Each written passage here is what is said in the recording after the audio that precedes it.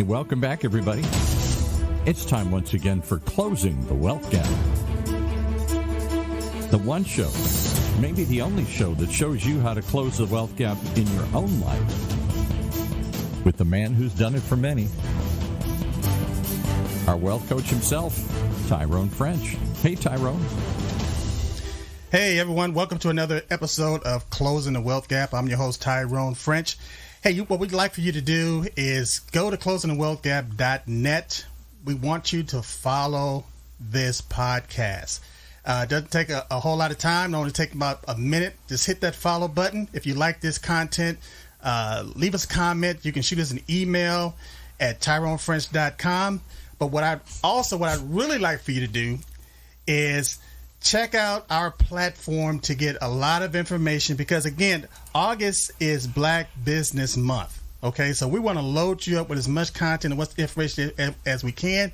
Go to closingthewealthgap.coach. If that's too long to type into your browser, just go to tyronefrench.coach. Go to that website, pull up all that free content. Paul, I tell you what, I'm talking a little bit fast because I'm trying to get to our guests. I don't want to lollygag this morning. But, this woman that we're going to bring in today, Ms. Collette Williams, she's basically been in this space for about 9 years. She has the Intentional Black Radio Network. And, Paul, I tell you, I think you're going to be impressed with this one, buddy. Well, I'm already impressed that there's an intentional radio network. What a great idea. Let's not just do random conversations. Let's do intentional. Make it intentionally. Yeah, exactly. So, how you doing, buddy? I'm doing good today. You know, the sun's shining. As you said, I woke up this morning. That's half the battle when you get to be my age. So Yes. I won that already here. And I am intentionally going to listen. I'm always curious when people use that term. You use that term a lot. Yes. We don't just randomly live our lives. We don't just sporadically do things. No. There's an intention behind it. For me, that's the only way to live. As far as, some people can say purpose-driven. You can say intentional. You can say focused. Whatever term floats your boat, but you have to be on point. You have to stay in your lane and know exactly what you're doing. Because if you don't, there's going to be a lot of people that's going to pop up in your atmosphere that's going to tell you they have a better way of doing it. They got a better idea, a better mousetrap. And if you fall into that, you could end up veering off course. But the thing is, it could take you years to get back on course. So we need to be intentional based on our own purpose, and because we only got a finite amount of time here. And if you get to the point where you're wasting 5, 10, 15 years of those valuable, precious moments, you can't get those back. So this show is Closing the Wealth Gap, and we want people to understand as far as how wealth works, how to create wealth. But another variable of that is time. And so we need to make sure that even the people that we're spending time with are quality individuals that can add to our lives, that can bring out the best in us. Not the worst, but the best. And we try to bring guests on this show that, again, is going to bring out this. First of all, they're going to make you think, and they're going to show you a different perspective that maybe you didn't see things quite that way. That can help you alter your ideas, alter your reality, so that now you're cutting that learning curve. If that makes sense. It makes sense to me. You got a great guest. Let's bring her in. So, Collette, are you there? I am, and thank you for having me. It's a great conversation already. Well, thank you for being here. So, tell our audience a little bit about yourself. I know everything about you, but I want them to hear from the horse's mouth.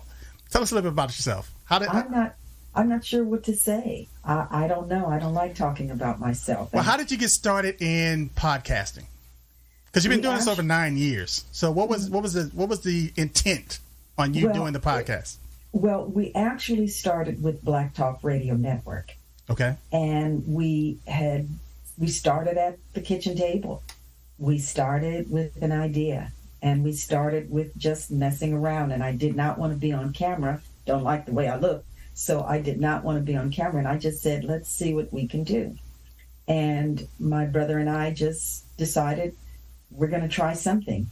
I came back to California He called me as I was on my way into school, working at Crenshaw High School. Wow. And he said, I found Shout out to Crenshaw High School. Shout out to Crenshaw High School. And he says, I know how we can do radio. Black Talk Radio Network. So we started on Black Talk Radio Network, and soon thereafter, our producer said, why are you doing this here? Do this on your own. And he convinced us that we could do it on our own. We came up with a name, and I always said that we cannot have something that is not meaningful, that people won't connect with. Right. And we came up with Intentional Talk Radio Network because we wanted to be intentional with what we were doing, what we are doing, what we continue to do. It had to be. I love the name, but what I want to get to is the why. What was the why? What was the purpose behind it? The purpose is simply that. It's purposeful. It's with purpose. It's with intention. It's with a great deal of focus. We know what's going on in the community. We know that there is a lot to be done. There's a lot of work to be done. We know that if we don't do it, it's not going to get done. We have to take it upon ourselves to step out there, to do what needs to be done. We can't wait for someone to do it for us. We've been waiting entirely too long.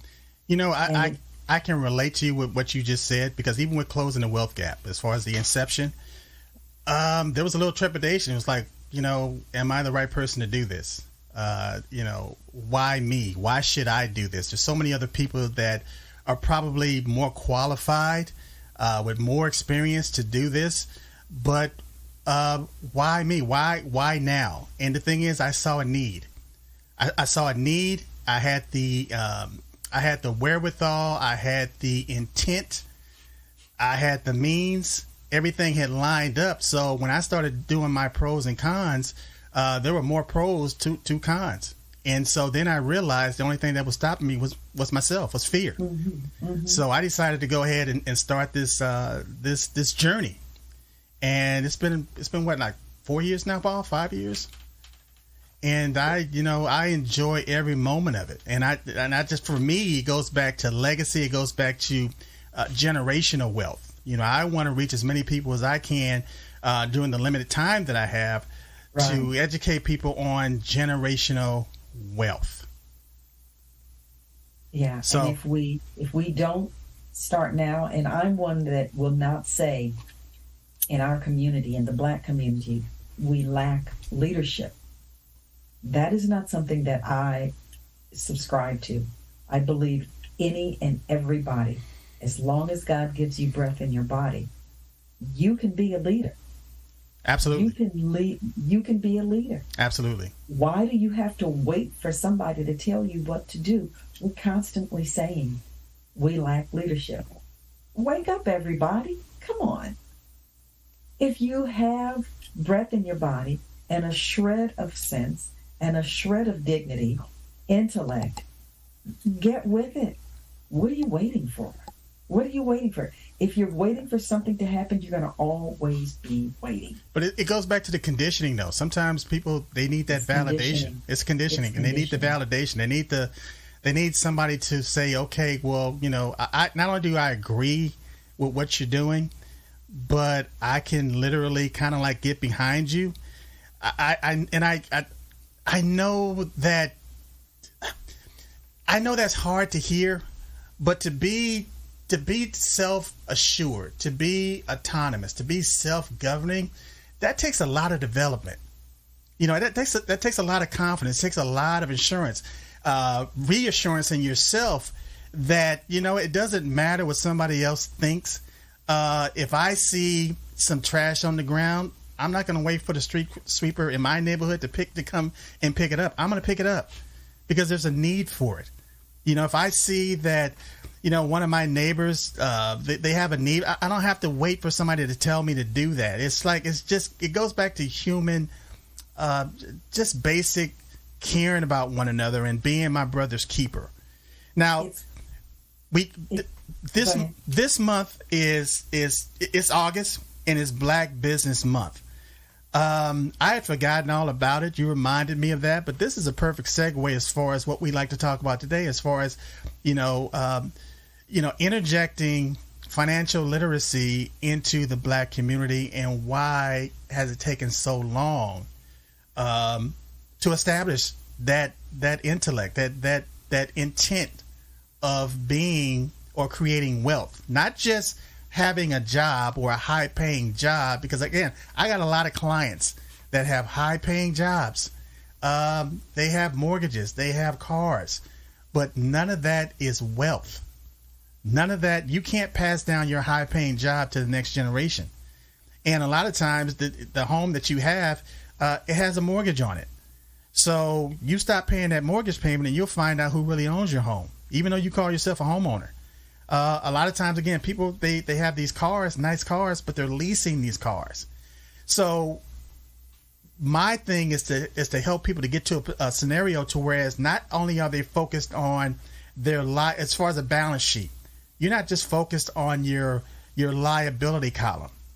You're focused on your asset column. So in your estimation, what do you think that's lacking in the Black community as far as being able to acquire wealth and understand that it has to be generational? Well, if you go back to the beginning, I believe PTSD is huge in the Black community.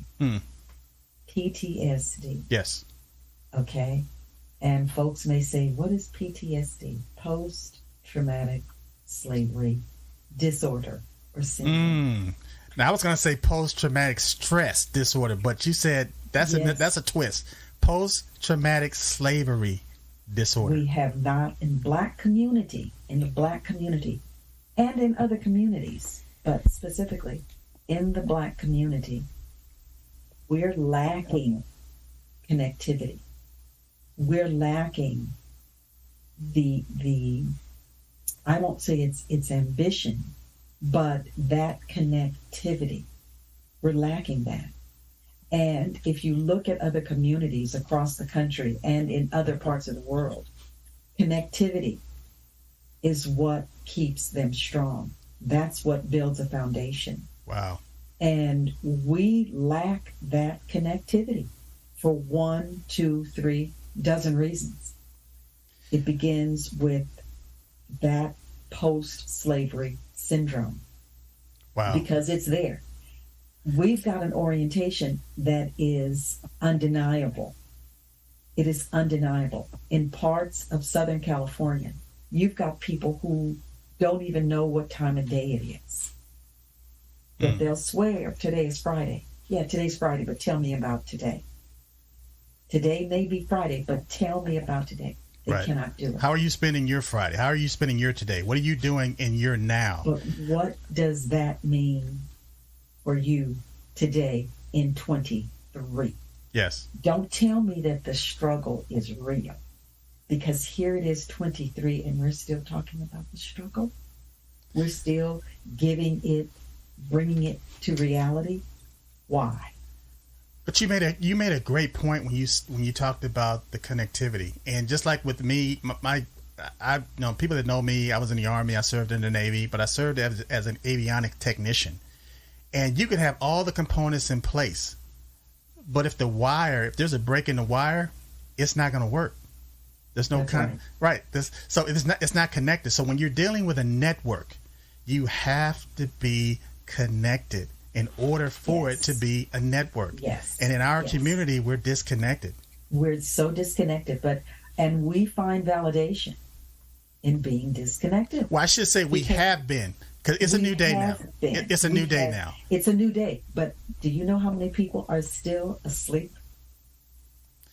Do you know how many people are still sleeping? They're walking, talking, living, and existing. I know. And they're asleep.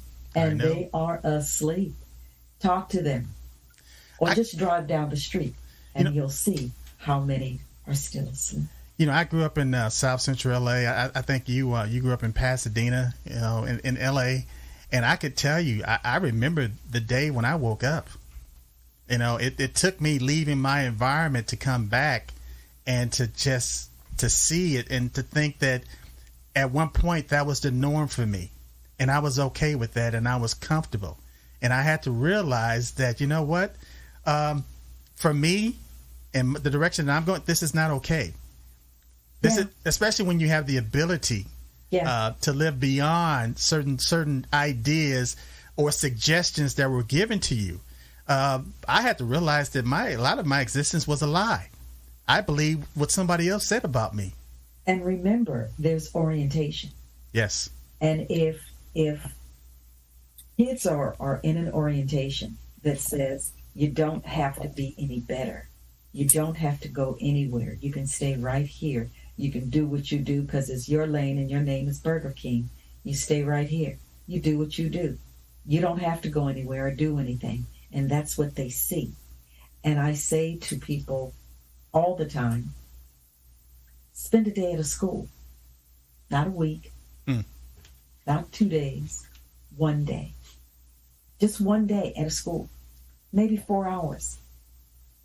It's a live, rude awakening. That's what's in the community. And if it doesn't change at the education level, it ain't gonna change. Because at some point, those same folks who are at that school, specifically the students, they go home. And it's no telling what they go home to. Now, my grandparents lived in Watts until they decided to close their eyes. They lived in Watts. Watts was what we thought second home, great place to be. Had a good time in Watts. We could walk around the corner, walk down the street, walk across the street to the school. I wouldn't walk to the corner today. I would not walk to the corner. My family is still up in Altadena, Pasadena. When I got back here from Dallas in 2009, that's when I saw the real deal. Right. Pasadena has now become North, South, Central. It's just simply North, South, Central. And South Central is the dark side of the bottom. And again, I go back to orientation. And why would anybody want to change it? And you said, why wait for somebody to pick up the trash? Are you kidding me? There's so much trash and garbage. Right. It'll take you 6 months to clean it up. And to here in South Central, you drive down the street, the car in front of you, somebody's throwing bad stuff out the window. Yeah. And, it goes back to ownership as well. Because a lot of times, why should you care about it if you don't own it? It's like a rental car. Some people buy rental cars and they trash the rental car and they drive it all kind of ways that they ordinarily wouldn't drive their own car, but it's a rental car. When I was growing up in LA, again, my parents, they bought their home back in 1972. And I could see the pride in my mother and my father, because they sacrificed. My dad had 4 kids. And my mother was a substitute teacher in LA Unified School District, and he worked for Wonder Bread for years. But they scrimped, they saved, they did the things that they needed to do, and they bought their home. And on our block, it was nice. It was a nicely manicured block. But I can tell you, when we moved into the neighborhood, there were a lot of white people in the neighborhood.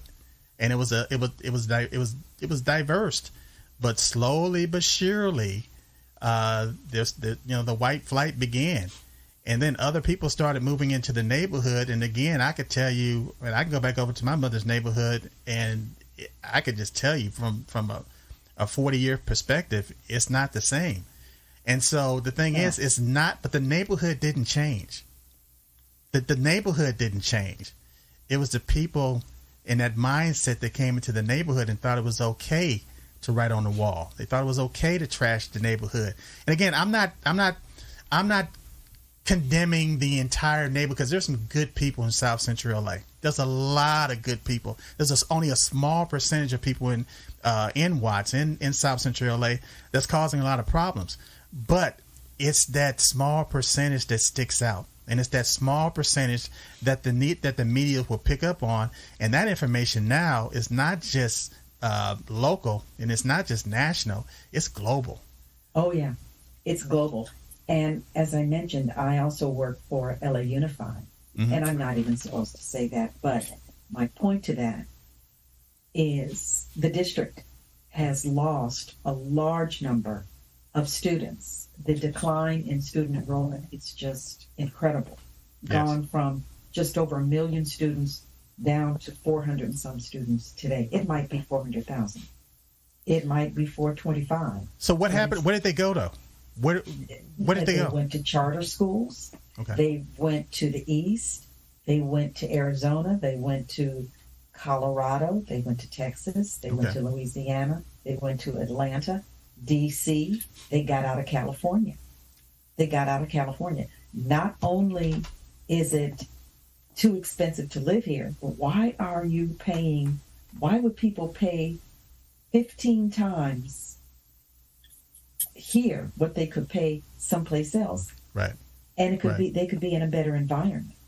Their kids could get a quality education. They could get what they want. They don't have to live on top of each other. They don't have to live with people who are unhoused. Right. Because living on the street here is a way of life. Living on the street in LA is a way of life. And Karen Bass was in, I believe it was Houston, last week. Now you're talking about the mayor of LA, right? Yes. Yes. The mayor's conference. Yes. And she said that there were something like 40,000 homeless people in LA. She lied. That is a bold-faced lie.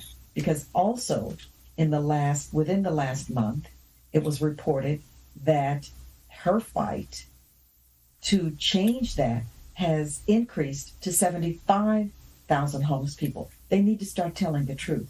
They need to tell the truth.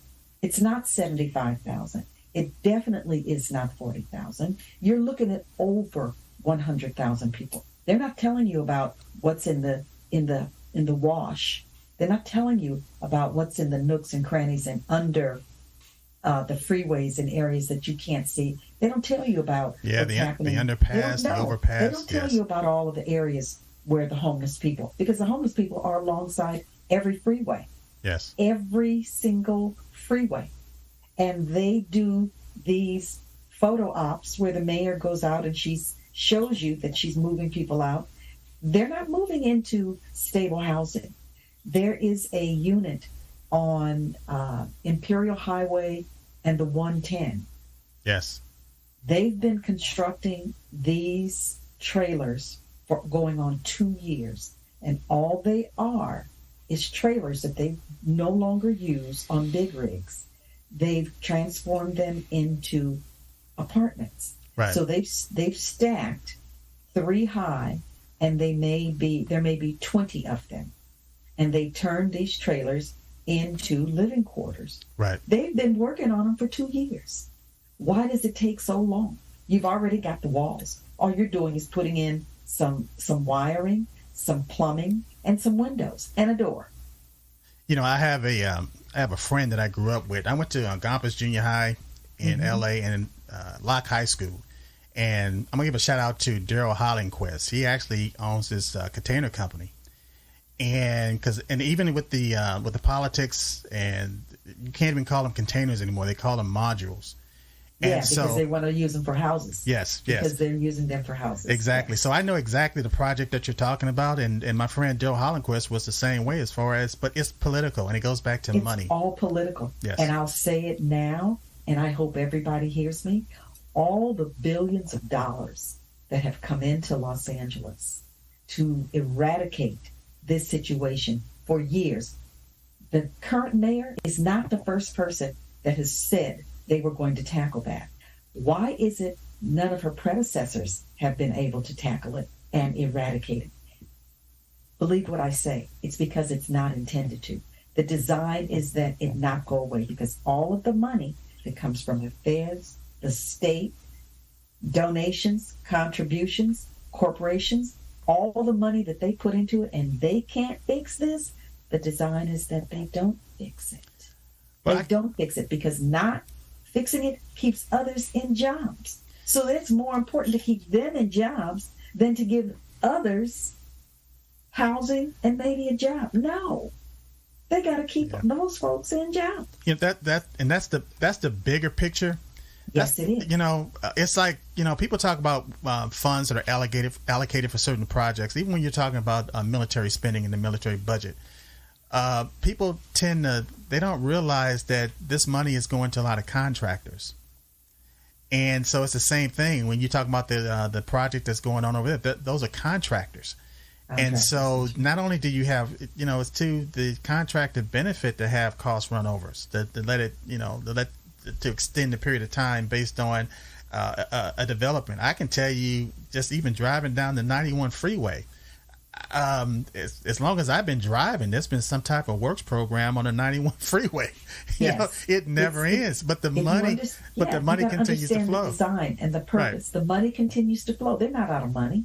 They are very strategic about where the money goes. Yeah, and who gets it? It's not going to go to places, to people to fix things. That ain't the design. That's not what it's for. Yeah. Money goes to keep others in place, not those folks. You know, because that's a waste of money. Yeah, I wrote a book called Closing the Wealth Gap. And in that book, I literally say, you know, in the new economy, basically the new economy is called a yo-yo economy. What that means is that you're on your own.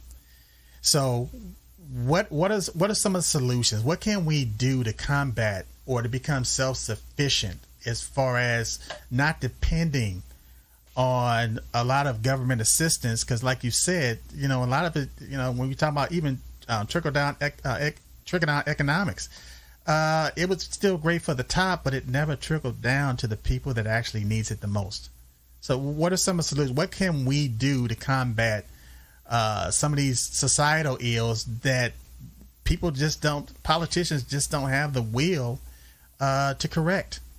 So it's not, I don't think that they don't have the will to correct. I think that in politics, that's not the idea. That's not the design. The design is that it's a revolving door. It's a circle and a cycle. It's not to fix anything. Name one thing that gets fixed. Name one thing. Well, I can tell you this: even with crime, I mean, if there's no crime, you don't need a police department. If there's no crime, you don't need, you don't need prisons. You know what? On TV news, if it bleeds, it leads. Right. Okay. So that's the idea. If it bleeds, it leads. Yes. So don't fix anything. Okay. How can you? I had someone on the show that talked about, it was during Black Music Month, and the discussion was about how hip hop got started, how rap got started. And the idea with rap is that the producer and the owner of the label said, this is how we want you to spin that. This is how we want you to say that. Right. Don't say it this way. That's too clean. Right. Say it this way, because that'll get people riled up. And one of the things that I learned, or that we learned back in the 60s and 70s, was that there's propaganda. And as long as you can propagandize the information, as long as you can give it salacious intent, people are going to run to it. That's what they gravitate to.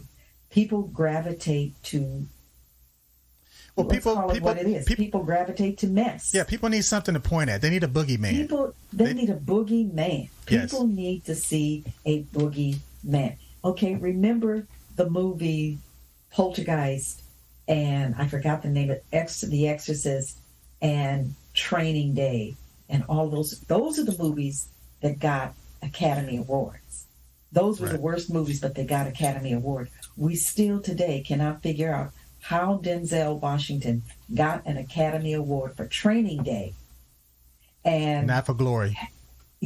Not for Glory, not for Malcolm X, not for any of the great movies, but he got a Academy Award for Training Day because it was the dirtiest, because it was a low-life, dirty movie. Halle Berry got an Academy Award for Monsters Ball. It was a low-life movie. She got an award for Monsters Ball. The worse it is, the best it is for them, because we don't need depiction of what's great about us. We need depiction about what's wrong with us, because that's what motivates us. Right. Look at reality TV. Look at the low-life housewives. Look at the Love and Marriage series. Look at those nonsensical programs. I watch them, and I know they're nonsensical. I watch them, and they make my blood boil. But I not only have watched them, and they make my blood boil, I've also responded to Carlos King, who is the executive producer of some of the worst shows. These people buy into that because they thought it's going to make them a star. They will never, ever be a star. They will never be a star. So when they get canceled, they go home. Because it's not about how great they are or how talented they are. It's about the mess that they bring to the masses. You know, and you asked it. I tell you what, we got about 5 or 10 minutes more. But it to me, what it does, and it's by design, it creates a certain narrative. By design. It creates a narrative. And once you buy into that narrative, then all of a sudden you begin to, because the mind will conform based on those suggestions. And so you'll begin to speak. You'll begin to dress. You'll begin to act. You'll begin to portray or play a certain role. And you know that that's not you.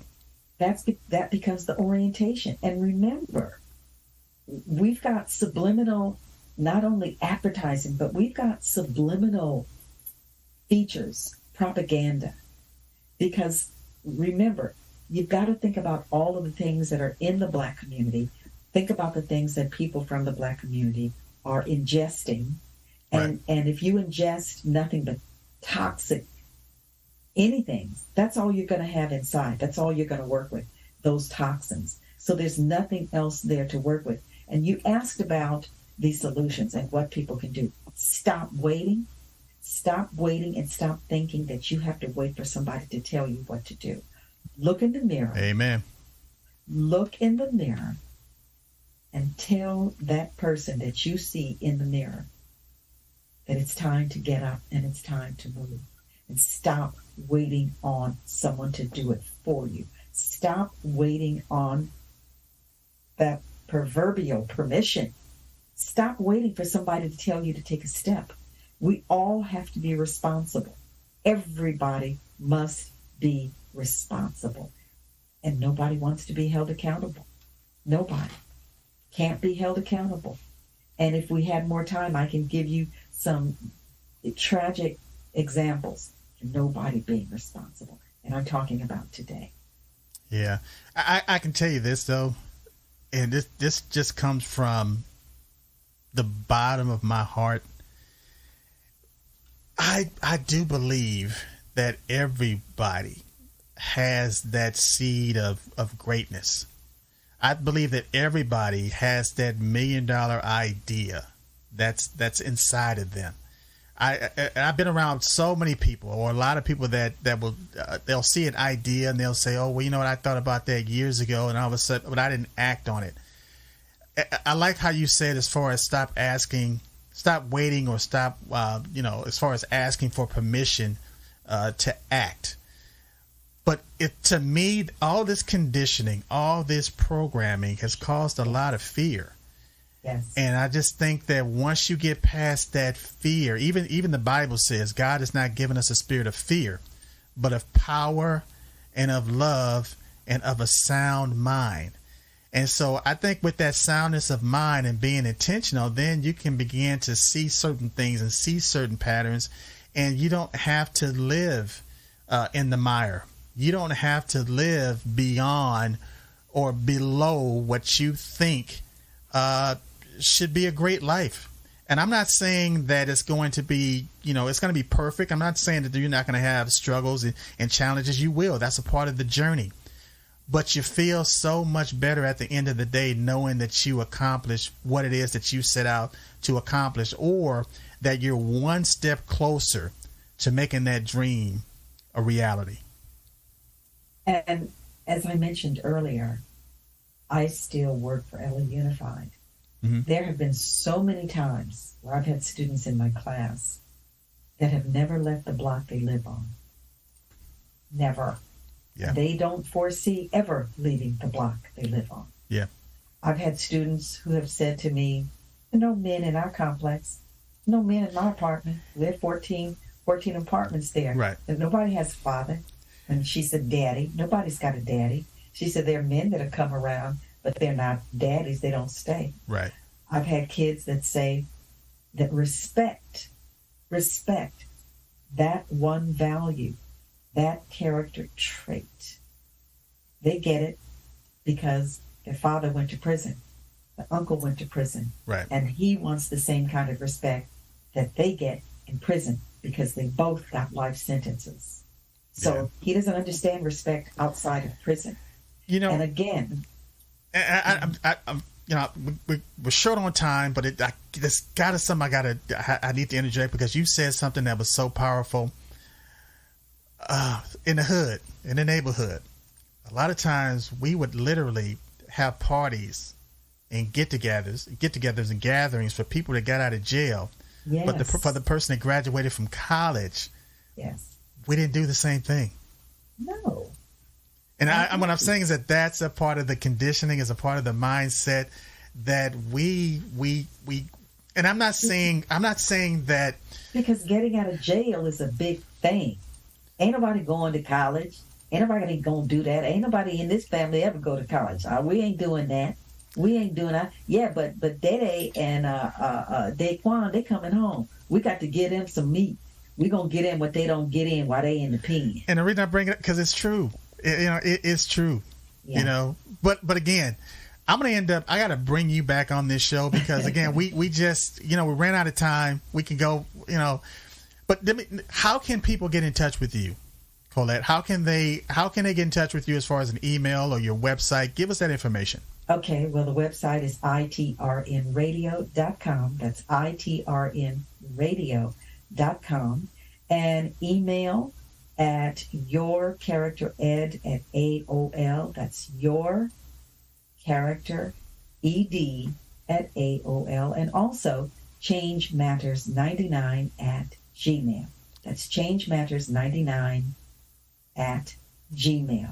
And remember, our shows are Sunday through Thursday. Every week we've got a show on, and Black Women Speak is every Wednesday at 5 p.m. Okay. And yes, thank you so much for having me. Outstanding. Hey, you know what? Collette, hold on a second. Paul, I'm going to bring you in. I saw that you've been sitting back there, and you've been just. I saw your hand a couple of times waving like ooh. But give me your opinion and just interject your thoughts. I hear what she's saying, and I'm trying to take it all in because it's a dark vision. And the problem is, does it depress people? And then they say, well, then why bother? The system's rigged against me. I can't win. And does that make people give up even more?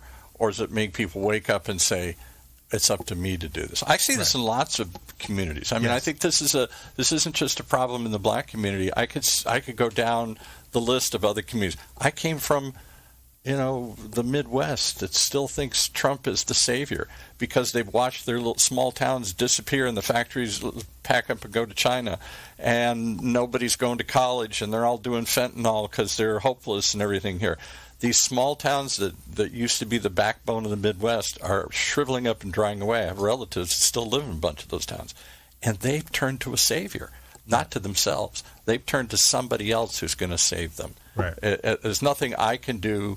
It's all rigged against me. And so I think that's something. The question I had for Collette, and I'll throw this out to both of you, is one of the things that impresses me about your show, Tyrone, is this idea that wealth is not an extraordinary thing. It should be ordinary. It is. It's ordinary. There should be something called ordinary wealth, and that seems like a contradiction term. Wealth isn't ordinary for most of us. It's only for the lucky. It's for the few. It's for the chosen. It's for the ones who were born with the silver spoon or the right connections or in the right place, or maybe the smart or the ones, maybe there's something magic, but it's not for me. And I think if you... And that's a false narrative. If you buy into that notion, right. And I think that many communities, not just of color, but of across the country, are buying into this notion, nothing I can do, the promised land is not for me. And can I comment? Yeah. Sure. And that goes back to the orientation. And as you said, wealth. But remember, this community has generations and generations and generations of lack and no wealth and no hope and no drive. And Yes. remember, there are people who never leave the block they live on, whose families have always been at the poverty level, because the orientation is that it will not get any better. Right. The wealth is for a select few, and that ain't the few. And it ain't me. Yeah. And it ain't me. I ain't part of the few. So why Yeah. would I even think that? And remember, there are people who think that their lives revolve around EBT. I didn't know what EBT was until a few years ago. Yeah. Their lives revolve around EBT. Their lives revolve around their county checks. Their lives revolve around government checks. There are banks in the hood, in South Central, who only bank, their only customers, not their clients, but their customers are people who exchange government checks. Right. There's a bank on Central and 103rd. It's called Bank of America. Well, and in Hispanic communities, it's because they can't get a checking account, so they just go to check cashing, Yes. and they give a third of it away just because they don't open an account. But I guess I'm going to relate it to another group that I didn't grow up in the area, obviously, that you grew up in. So I can't. I have to listen. You're there. I'm understanding. I'm trying to take it in, a world that I never see. I skirt around those areas. I don't drive through South Central LA. I don't think I've ever been in South Central LA. And so what do I know what really goes on there? I know that there's a glorified gangster culture that's arisen, the hip-hop world and the Bloods and the Crips and all this stuff, that's spread to fashion, that's spread to music, that people seem to want to emulate for some reason. But, and I don't know if that's where that comes from, but here's my question. I say it to the same people I know in the Midwest. I have lots of relatives who live in little towns in the Midwest that were once wonderful places to live that now are ghost towns. You drive through downtown, and there's no business there. Walmart came in and wiped all of the little businesses in town. The factory in town packed up and moved away. The farm is mechanized, and nobody works on the farm anymore here. There are no jobs in these areas. High unemployment, high drug use, these small, white communities that I am familiar with. And I say to them the hard question that they don't want to hear. If there's nothing here, then why do you stay? Why do you stay? Right. And they say, but we've been on this land for generations. This is where we were born. This is where my family and my friends are. You can leave. And you know what they say in the other community, in black communities? They say, where I'm going to go? Yeah. Yeah. Where I'm going to go? Yeah. I ain't going nowhere. This is all I know. I ain't going nowhere. I was born here. I'm going to die here. That's what they say. Right. Where am I going to go? So how do you break that mentality? Because Tyrone said, this is a harsh thing for me to say, but Tyrone said this, and I took this to heart. He used the analogy of training an elephant, big, powerful animal. You put a chain on the elephant long enough, you don't have to put the chain on anymore. The elephant walks around willingly taking the commands, willingly staying within the boundaries. For me, but that's the mindset. Because in the beginning, it was, it wasn't normal. And so you tried to break away, but you couldn't. But after a period of time, it became normal. It was normalized. So now you don't need a chain. You can just use a rope. And so you don't even have the rope here anymore. This is a forgotten place, because here in South Central, in Southern California, this is where people exist. They don't live, and nothing. And when it changes, it gets worse. It doesn't get any better. It gets worse. So I can tell you this. Hold on. There are a lot of success stories that come out of South Central. Absolutely. But the reason I'm bringing up, as far as as far as this month being Black Business Month, it's the Black culture. It basically it's like the canary in the coal mine. And so you can basically kind of gauge the gases or gauge what's going on just based on looking at the Black community. And so when you look at the numbers, just based on wealth, just based on the income, Black people, that community, our community, is the poorest. Yes. Is the poorest segment in the United States. And so for me, it goes back to a triage. And so if I'm on an aircraft carrier and and a plane blew up and a bomb blew up, and now you're dealing with the aftermath, there's a triage. And so I'm not gonna go and provide first aid on a person that has a couple of scrapes on his arm. I have to go to the person that just got their leg blown off. And so now I have to apply a tourniquet, and I have to get that person and focus again with intent on getting them to surgery because they could bleed out. So when I'm talking about the Black community, again, I'm using that triage mentality because Black people are that group are the poorest people in the United States. And the thing is, there's a reason for it. So what I would like to do, Collette, I'm going to bring you back on because, again, okay, I'd like to continue this conversation. I know Paul has his opinions and he'd like to add, certain things, but we're kind of running out of time today. But I promise you, we're going to continue this conversation because we didn't get into a lot of solutions. We talked about the problems and some of the circumstances, but we didn't get into the solutions. So the next show, we're going to gear it more towards solutions. Okay. That's fine. Perfect. I'd love to do that. Outstanding. So thank you for being here. And again, if you want to reach out and you want to comment on this show, what I need you to do is go to closingthewealthgap.net or go to TyroneFrench.coach.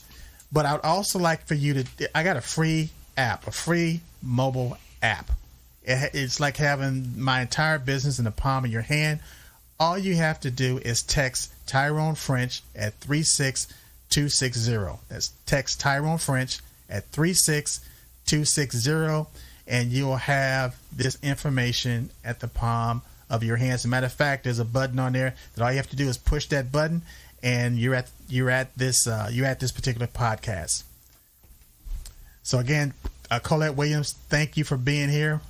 Paul, thank you for your input. Powerful discussion. It kind of depressing discussion because yes. I think it really makes me wonder what the solution is. I'd be really curious to hear it. Is it more outside help? Is it more triage? Or is it more something got to change within all of these communities? It's people wake up and say, it's time for us to take control. But for me, it's not a solution that's going to generate from the outside in. It's a solution that has to generate from the inside out. Right. Yeah, that's right. That's absolutely right. It has to come from within. Yes. It has to. Okay. Well, I look forward to the next conversation here. Let's take us out. Give us the final thought for today here. You gave us how to get in touch with you. Well, again, final thought is just with is this there show, hope? There's absolutely good. Hope. I got to believe there's hope. There's hope. There's always hope. There is always hope. There's always hope, and there's always faith. There Just you go. Trust. Yes, absolutely.